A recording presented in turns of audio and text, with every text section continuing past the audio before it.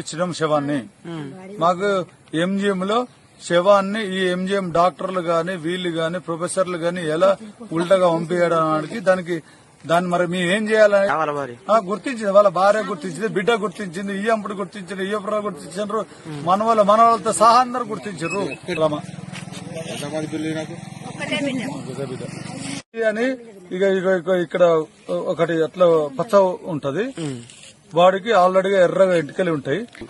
ఇది నేను డేట్ కాదు లెఫ్ట్ రైట్ లో మా శవాన్ని మా ఇయ్యంపుని శవాన్ని పంపలే, వేరే శవాన్ని పంపిండ్రు. ఉన్నది మాకు స్త్రీ అనే ఆ అక్షరం మనకి ఇటు చేయకో అటు చేయకో ఉంటది.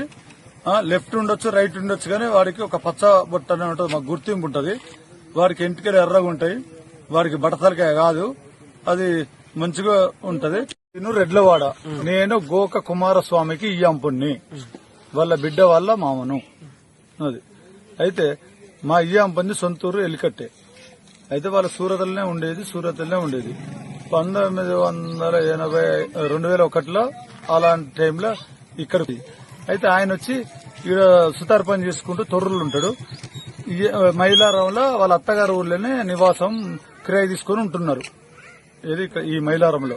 ఇక ఆయనే ఏది సుతార్ పని కోసం వేస్తాడు.